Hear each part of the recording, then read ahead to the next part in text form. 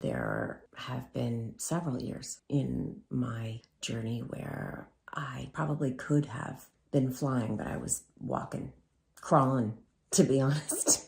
Hey, my eternal friends, Jesus is my rock. That's how I roll. I am walking through the pearly gates of the Mayflower Hotel, here with my gorgeous hubby, William Baldwin, ladies and gentlemen. People, let's show them. Look at this, guys. Look at the gardens of the inn. Oh, look at the inn. I'm in my gray space. Ain't no one gonna take me out. I'm in my gray space. So, babe, what do you think of the gray space? Oh, you came up with all these cool expressions. California preaching. Jesus is my rock, and that's how we roll. Peace of Christ. Peace of Christ is in the Bible. But the way you popularized it. Yes.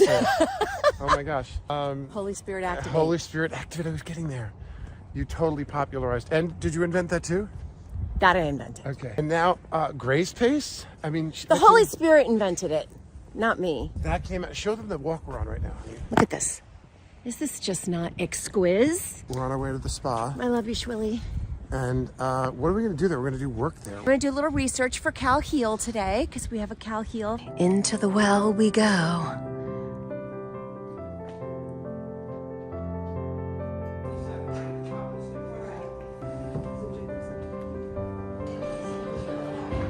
This is our favorite spot in this new little hotel that we've discovered. Yeah, isn't it great? We'll show you. It's like a classic New England library. It's got a fireplace, it's got a chessboard, it's lined with books, wall to wall, all of this beautiful wood. I don't know what kind of wood this is, if it's... Mahogany, honey, it's mahogany. No, mahogany has the knots in it. I feel like Professor Plum in Clue. And we're at the Mayflower in Washington, Connecticut. We've had a fantastic time here. We just wanted to celebrate the year that we've had and the work that we put in and the progress that we've made and the commitment we have to one another and to the work, all the work that lies ahead. The born-again marriage. Yeah, the born-again marriage. She calls it the born-again marriage. I call it the BAM. Oh yeah, the born-again marriage. BAM. So something really weird happened last night. Oh, this is wild. I love this. This is crazy. I was watching, I went down the TikTok rabbit hole, but I came across this video. This historian was talking about the painting of The Last Supper by Da Vinci. And I lived in Milan in 1986 for about 9 months, and I went to see the portrait of The Last Supper, and they were cleaning it. It was like, I'm not lying, it was like, may not be exaggerating, it could have been like a 20-year restoration. That's how meticulously and slowly they were removing every speck of dust and restoring it. It was at least a 10-year renovation, and they were about 2/3 of the way through. Da Vinci was painting the portrait of the Last Supper. He thought about the face of Christ and how he envisioned the face of Christ, and he wanted to use a human as a model. And he walked around the streets of Milan for months and months and months and months and months trying to capture, like trying to visualize the face of Christ. And then he finally found this one man that he said, "You're perfect, okay?" And he had this man sit for him, and I think it took about a month or so to get the face right. Over the course of the next several months, maybe a year, he did all the rest of the disciples. So he painted Christ, he painted all the disciples, but he was really struggling with what the image of the face of Judas looked like to him, or what he thought it would look like in what would be right for the portrait. He struggled and struggled and struggled, and finally he put the project down, and 11 years later... 11 years? Yes, 11 years later, he was walking through the streets of Milan, and it struck him, and he saw this man, and he said, "That's it, you're the one. You're Judas." And he said, "Would you sit for this portrait? Would you sit for this painting?" The man said, "Of course." And this man sat for the painting, and this is so mind-blowing. And in their conversation, the man started to weep. And I don't know if it was because his feelings were hurt, he was offended because this man saw the face of Judas in his eyes or whatever, but the man started to cry. And Da Vinci said, "If I said something to hurt your feelings, to offend you," and he said, "Don't you remember me, master?" He said to Da Vinci, and he said, I'm sorry, have we met somewhere? Should I know you?" And he said, 11 years ago, you stopped me on the street, and you asked me to pose to be the portrait of Christ." No. And it was, yes, it was the same man 11 years later. Remember, 11 years back then was like, you know, a third of your lifetime. And the historian that was telling the story said that, I believe Da Vinci said that it was so powerful, and so, because everybody but Christ has a little bit of Christ and a little bit of Judas in them. That is true. And Wow, it's wow. so powerful. Wow, Bill, that's a great story. Yeah, quick story. We got married. We left the next day. We flew on our honeymoon. We went to Paris. We went to the Ritz. And the very next morning we wake up and we do what honeymooners do. And we had some great room service. And then I grabbed her by the hand and I said, we're going right to the Louvre and we're going right to the Mona Lisa. What's more romantic than being in Paris and going to the Louvre and going right to the Mona Lisa? And we walk in and it's very quiet. There's all of these students that are quietly, no cell phones back then. They were all doing their own personal drawings. And I grab Chana by the hand and I'm pulling her through the crowd and I look up at the Mona Lisa and I go, oh my goodness, can you believe it? Leonardo da Vinci. Where? And that's what she does. She says, where? Where? She's looking around the room amongst the students to see where Leonardo da Vinci is. She tried to cover herself by saying, I thought you said Leonardo DiCaprio. You didn't say that. We were married 2 days earlier. And at that moment, all of a sudden, you know how your life flashes in front of you and these images like, and I'm saying 5 years, 10 years, 15 years, 20 years, 25, ding! And I'm like, already it's like day 2. I'm not sure if I'm going to make it.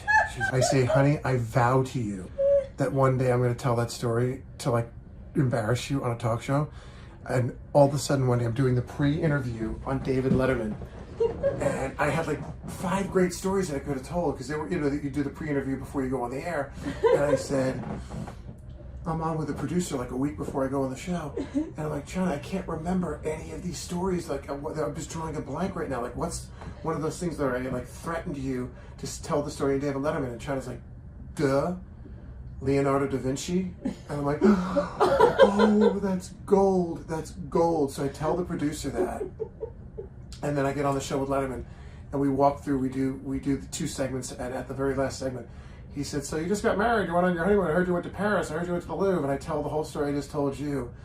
And I get to the punchline where China says, where? And she starts looking around, and the whole house, in David Letterman, I told this on David Letterman, the whole house goes totally silent. Even Letterman's looking at me like, I don't get the punchline. They were dead silent for like 2 seconds. And then they burst out into hysterics. It was so funny. Well, we just had a lovely meal and we are headed back to our room. She's gonna do a Cal heel. I'm gonna go to the gym and get in the pool and finish reading my book. You gotta keep those buns looking the way they do, babe, because it's a big Buns and turn guns. on. I know you've seen them in flatliners and backdraft, but trust me, this guy's buns. Sliver. Why do you show your buns in everything you do? What is it with you and the buns? That's why they pay me the big bucks. The Baldwin buns. Oh my gosh, this is gonna really... You losing subscribers right now. Wham! I'm so sad we're going home now, but look at this drive. This is gorgeous. This is the Brookfield town. That is the Brookfield Lake, I'm assuming, honey? River? A river? River? If we run out of gas, honey, get this entering sign here. I'm going to be very upset. Entering Ridgefield. Brookfield Center. Brookfield Center. Oh, look at this light and this church steeple. Stopped into a church. We couldn't sleep together because Chana wasn't feeling well. She was afraid I was going to get sick. And we slept in different rooms. She gave me the bed, actually, and she slept on the couch. And she turned the fireplace on, and she kept turning the heat off when we were at the Mayflower Inn, and she did that also when we were in Pound Ridge. You'll see the video. Roll the video, Tanny. Okay, so at Mount Washington yesterday, it was a record low, 107 degrees below zero, 107. In Bedford, it was -2 without the wind chill. The wind was howling to like 50, 60. It was like a hurricane here. So it was probably 70 below. China, because she wasn't feeling well, slept in this other bedroom, and it's a very small room with 1 heat vent. So when you turn the heat on, it gets very warm in here. This room where we're supposed to be staying is a little cavernous, and these heaters aren't working properly. So this room is freezing and the windows are frozen. It was -2. It was -2. Honey, I feel terrible. With the wind chill. What does China do Her room is too hot, so she turns the heat not down, she turns it off. Okay? She turns it off. I wake up this morning in this bed by myself. She's in the other room because the room's too hot and my windows are frozen. This is my life. No, I had no idea. And now she's on her beamer. And It was so hot, it was like I was having a dinner date with the devil. And I woke up and the heat was off and I literally was freezing. Well, I'm really sorry. Like, honestly, I would never do that to you on purpose. You know that. Whoa, check this out. Oh, wait, that's not somebody's Christmas ornament? What? Oh no, that's so sad. We can't put that on Cal Preach. That happens all the time. We're in Connecticut. You know what town is in Connecticut? Lyme, Connecticut. You know what Lyme, Connecticut's famous for?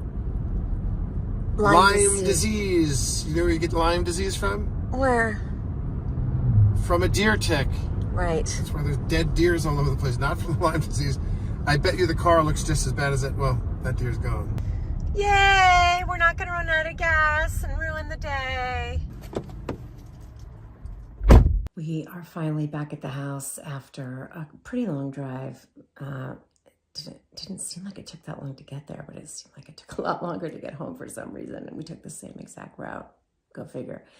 Anyway, we had an extended conversation about heaven and started to kind of like get into it a little bit about heaven and what heaven's going to be like, which is the most ridiculous argument to be having because, like, honestly, does anybody know really? I mean, I heard a great quote once that was, heaven will be full of what the eye has never seen and the ear has never heard. And that's wisdom, because that is the truth. None of us can even begin to imagine what heaven is going to be like. I don't know, it was kind of silly. It's like, it's not a 24-hour church service. I mean, you're not like sitting on a cloud plucking away at a harp for eternity, you know? But trying to have a debate about heaven is like trying to have a debate about tomorrow's news. It's just, we don't know. Let's just be really, really patient with ourselves, because anything that is worthy takes time to mature and to grow. There's just no life hacks for growth and holiness and maturity in our faith. It's like we've got to go through it, practicing that patience in our Jesus journey and practicing that patience with others on their Jesus journey is of utmost importance, because I just know that for me, I've taken 2 steps forward, 1 step back. If you have a friend that you're struggling with, just doesn't seem like they're growing, or that you just feel like they're not getting it the way maybe you're getting it, practice your patience with them. It's not fun to admit, but there have been several years in my journey where I definitely probably could have been flying, but I was walking, crawling, to be honest. I think it's because I was so used to being in pain that's what I identified with and that's what I felt comfortable with. So when things started to ease up and things started to get better, it was so foreign to me that I think it scared me. And I think it made me feel like I was a stranger in a foreign land. Like, I still struggle with it a little bit, if I'm being honest, but it's definitely corrected itself in many ways. I feel like I'm in a much better place. One thing's for sure is that I was definitely loved to the cross. I wasn't led to the cross. I was loved there. And I think that makes a very, very, very big difference in how people receive Christianity. And, somebody very early on just said to me, China, the righteous believer has God on their mind 2 times a day. And I was like, okay, what 2 times? When? And she said, the righteous believer has God on their mind day and night. So I was like, wow, that's really cool.